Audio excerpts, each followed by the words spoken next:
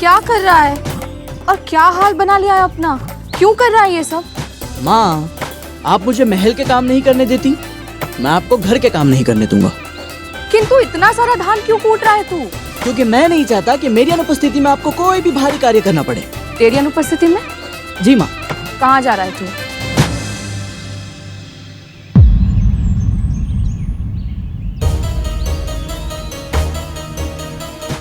गरुड़, मुझसे छुपा रहा है तू? बता क्या चल रहा है तेरे मन में?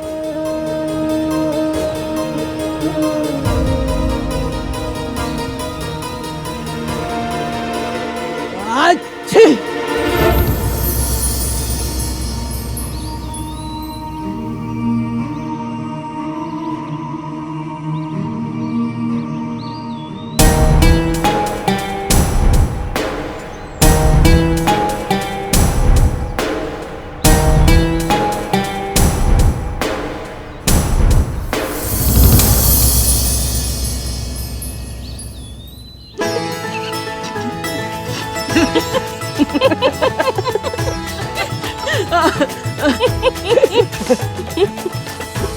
एक क्षण माँ।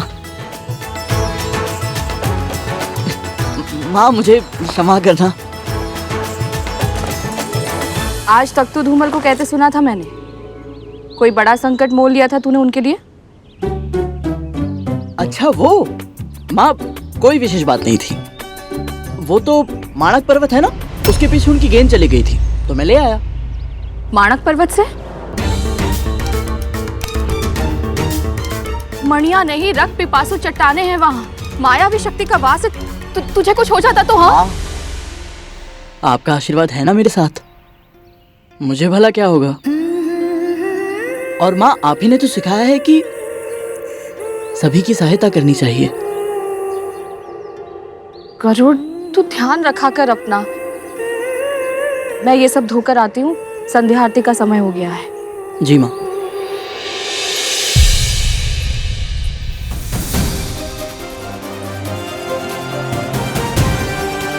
माँ से कुछ छुपाना वैसे भी कठिन है, ऊपर से ऐसी मूर्खता करूंगा तो माँ को मेरे मन की बात अवश्य ही पता चल जाएगी। फिर शेषनाग भैया से मिलने वैकुंठ जाना तो दूर, माँ मुझे घर से बाहर तक नहीं जाने देंगी। ओम विष्णवे नमः, ओम लक्ष्मीपतये नमः, ओम कृष्णाय नमः, ओम वैकुंठाय नमः। वैकुंठाय नमः? विष्णवे नमः, ओम लक्ष्मीपतये नमः, ओम कृष्णाय नमः, ओम वैकुंठाय नमः, ओम विष्णवे नमः, ओम लक्ष्मीपतये नमः, ओम कृष्णाय नमः, ओम वैकुंठाय नमः।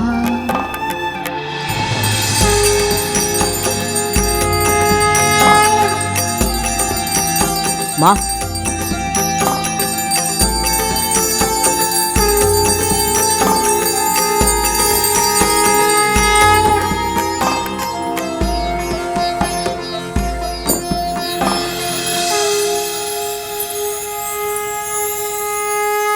आयुष्मान भव।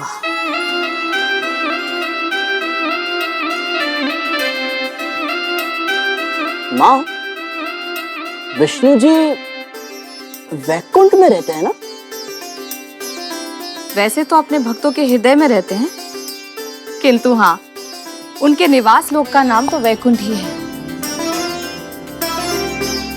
माँ, वहाँ और कौन कौन रहता है? क्यों पूछ रहा है ये सब? ऐसे ही माँ। वो आपके जीवा पर हर समय भगवान विष्णु जी का नाम होता है ना माँ, तो मुझे लगा कि मुझे उनके बारे में जानना चाहिए। सामान्य जिज्ञासा माँ। सामान्य जिज्ञासा। सामान्य जिज्ञासा है या कोई विशेष बात है? विशेष बात क्या हो सकती है माँ? माँ, मेरे मस्तिष्क में तो आठों प्रहर केवल एक ही बात चलती है, मैं ऐसा क्या करूं जिससे आप और अधिक प्रसन्न हो। क्योंकि आप विष्णु जी का नाम हर समय लेती है, उसमें मग्न रहती है माँ, तो मुझे लगा मुझे उनकी और उनके मार्ग पर चलना चाहिए। बड़ा समझदार हो गया है मेरा पुत्र। वैकुंठ प्रभु विष्णु और देवी श्री लक्ष्मी का निवास स्थान है। केवल वही जीवात्माएं वहां प्रवेश कर सकती हैं जिन्होंने जन्म जन्मांतर तक प्रभु की भक्ति और सेवा शुद्ध हृदय से की हो, शुभ कर्म किए हों।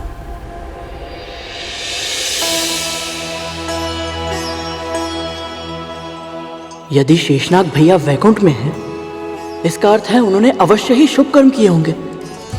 तब तो वो निश्चित ही माँ को दास्ता से मुक्ति दिलाने में मेरी सहायता करेंगे। माँ, माँ, माँ, ये माँ, वैकुंठ है कहाँ? कितनी दूर है? और वहां कैसे जा सकते हैं माँ? ये सब तुझे क्यों जानना है? ऐसे ही वो मन में प्रश्न आया तो पूछ लिया। और माँ, जब से आपने मुझे अपने अतीत के बारे में पूछने से मना किया है ना, मस्तिष्क में कुछ ना कुछ चलते ही रहता है। अब आपको नहीं बताना तो रहने दीजिए।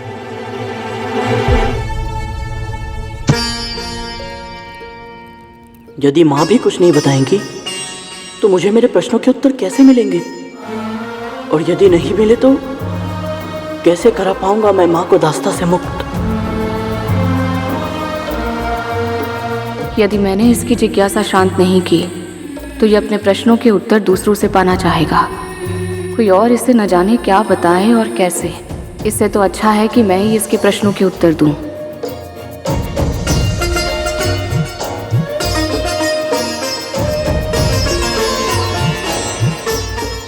गरुड़, केवल वैकुंठ ही क्यों, संसार के सभी लोगों के बारे में बताऊंगी मैं तुझे।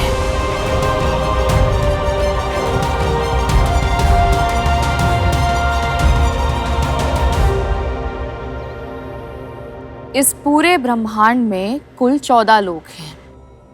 हमारी पृथ्वी को मिलाकर 7 लोक ऊपर और 7 लोक हमसे नीचे हैं।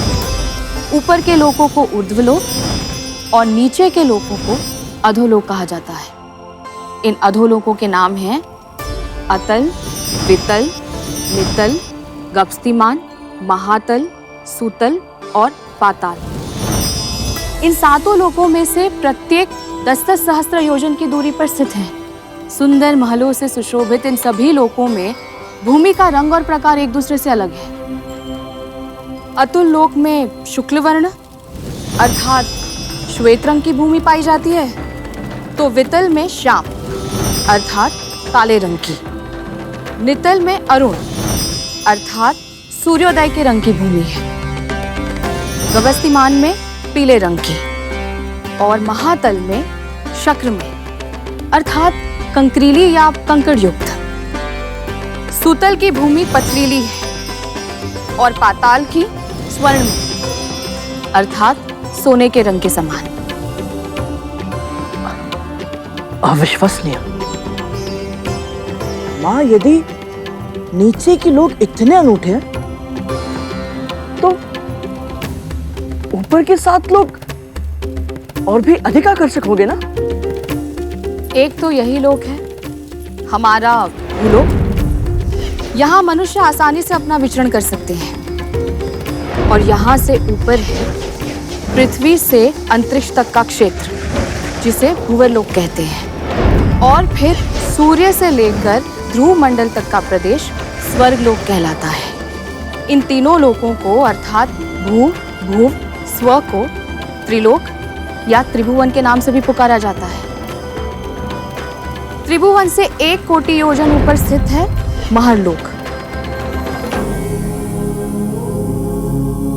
उससे 2 कोटि योजन ऊपर है जनलोक और वहां से 8 कोटि योजन ऊपर जो लोक है उसे तपोलोक कहते हैं। और तपोलोक से 12 कोटि योजन ऊपर है सत्यलोक, जो ब्रह्मलोक भी कहलाता है।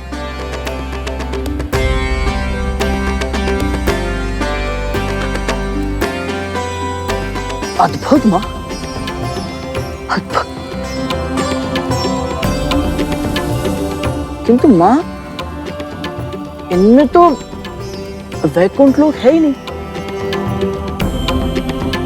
वो कहाँ है माँ? सृष्टि के सभी 14 लोकों से ऊपर, हर प्रकार के सुख दुख, जीवन मरण से दूर है कैलाश लोक, जहां महादेव शिव शंकर का वास है। ओम नमः शिवाय। ओम और उससे भी ऊपर है वैकुंठ लोक, जहां निवास करते हैं मेरे प्रभु श्री विष्णु।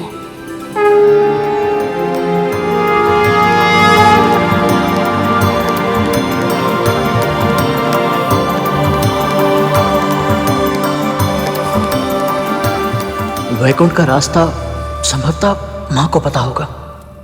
माँ, तो इसका अर्थ ये है माँ कि इन 7 लोगों को पार करने के बाद वैकुंठ जा सकते हैं।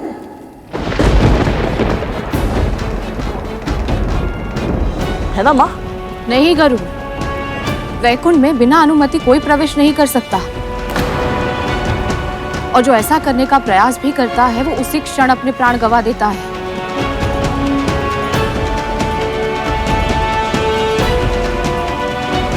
किंतु माँ, मेरी बात। विंता! माँ,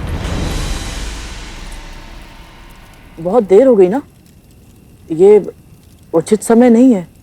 सेवा के लिए कोई समय अनुचित नहीं होता पुत्र। सेविका हूं मैं और अपनी स्वामिनी की आज्ञा का पालन करना मेरा धर्म है। मैं अपने धर्म की उपेक्षा नहीं कर सकती। विंता! माँ,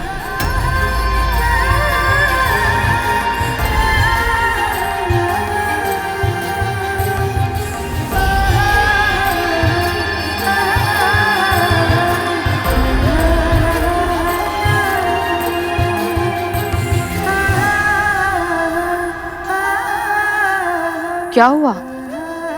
अचानक पैर क्यों छू रहा है?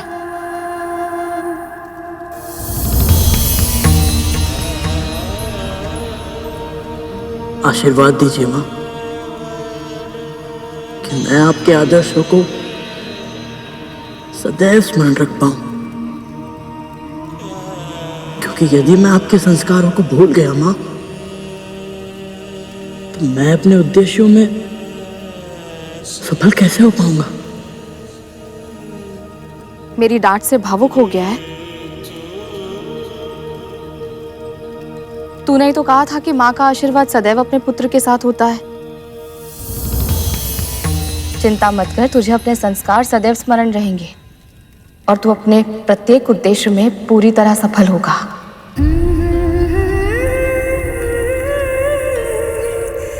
बस यही आशीर्वाद चाहिए था मुझे माँ।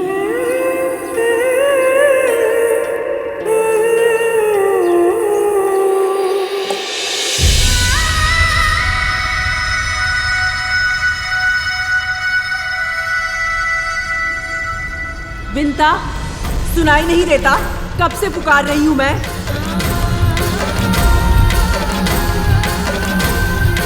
विंता!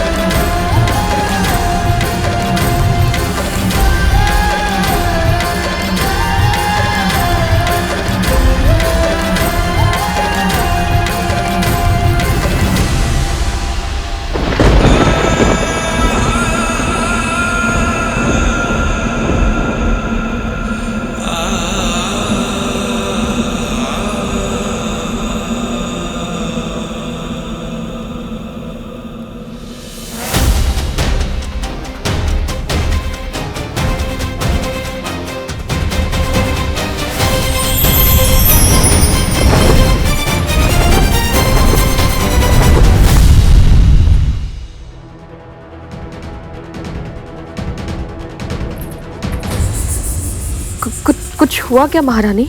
ये तो तू बताएगी ना। तेरे पुत्र को जो दंड दिया था उसका कुछ लाभ हुआ है नहीं? मेरे पुत्रों की कक्ष में मैंने आने से उसे मना किया था। पर वो यहाँ नहीं आया है महारानी। इस कक्ष में ही नहीं, महल में भी प्रवेश नहीं किया है उसने। तो ये क्या है?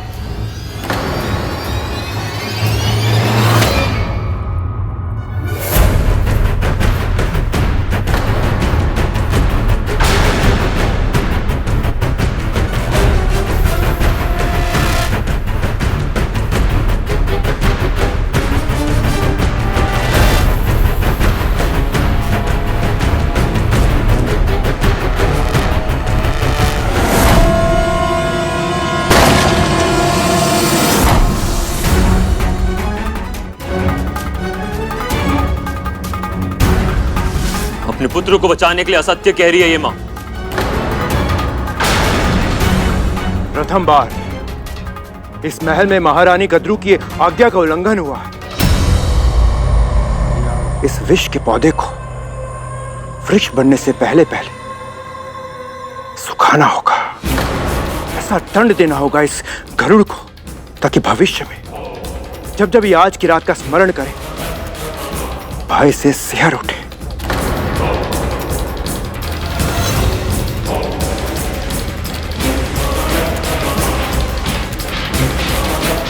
मेरा विश्वास कीजिए महारानी, गरुड़ ने कुछ नहीं किया है। ये पंख अवश्य ही वायु के साथ उड़कर यहाँ आ गया होगा। मैं अभी इसे हटा देती हूँ। इस पंख ने हमारा झूला तोड़ा है। मैं स्वयं इसे ठीक कर दूंगी, फिर से पहले जैसा बना दूंगी।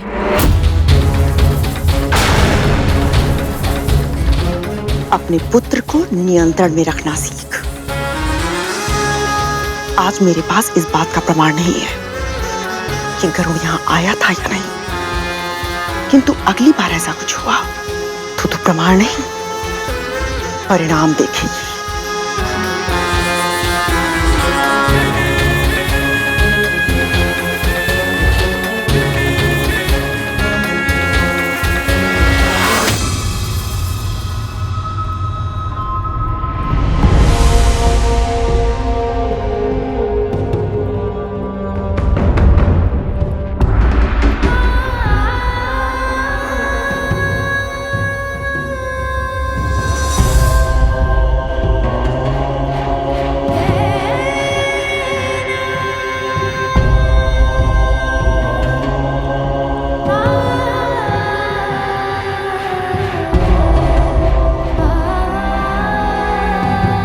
गरुड़?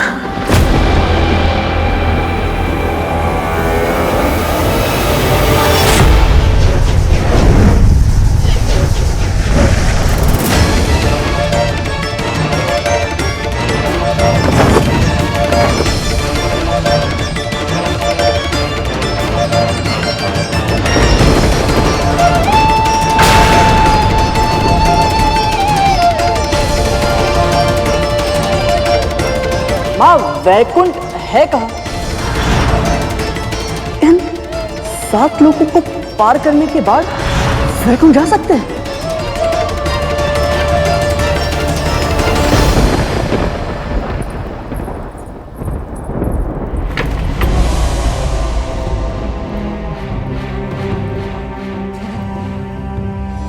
मैं नहीं चाहता कि मेरी अनुपस्थिति में आपको कोई भी भारी कार्य करना पड़े। कहाँ जा रहा है तू?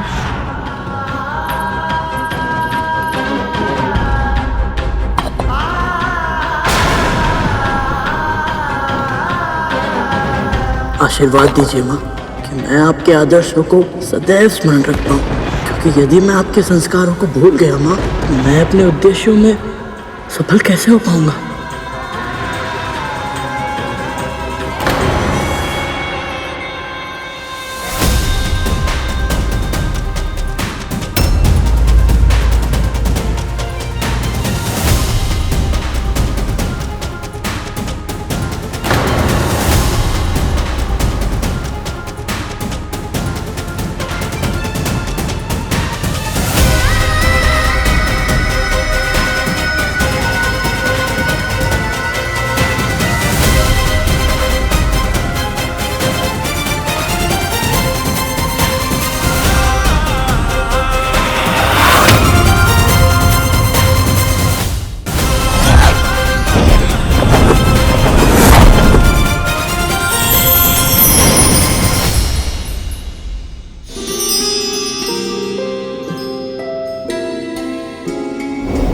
उत्तर की दिशा में सर्वाधिक चमकने वाला तारा है ध्रुव तारा।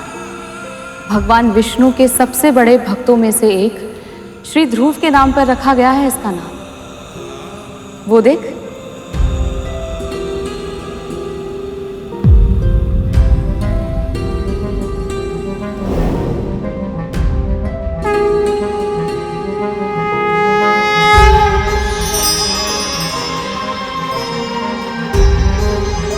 आप उत्तर दिशा के सबसे कीर्तिमान सितारे हैं श्री ध्रुव। इस अथाह ब्रह्मांड में जब भी कोई खो जाता है वो आपको देखकर अपनी दिशा फिर से पा लेता है। कृपया मुझे आशीर्वाद दीजिए कि मैं जो ढूंढ रहा हूं वो वैकुंठ का मार्ग मुझे शीघ्र मिल जाए।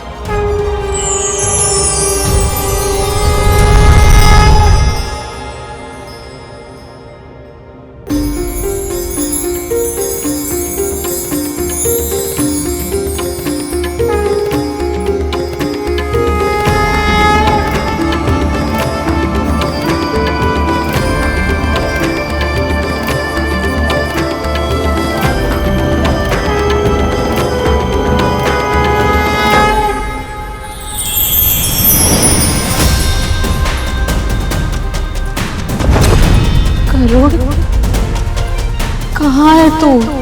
कहाँ है तू? आज आपकी पुकार का उत्तर नहीं दे सकता मैं मां। मुझे क्षमा करना, मुझे आपको बिना बताए वैकुंठ जाना पड़ा और मेरे पास और कोई विकल्प नहीं था मां। आपको दास्ता की बेड़ियों से मुक्त कराने के लिए मुझे कुछ भी क्यों ना करना पड़े, कोई भी मूल्य क्यों ना चुकाना पड़े, मैं आपको अवश्य मुक्त कराऊंगा। ये मेरा प्रण है।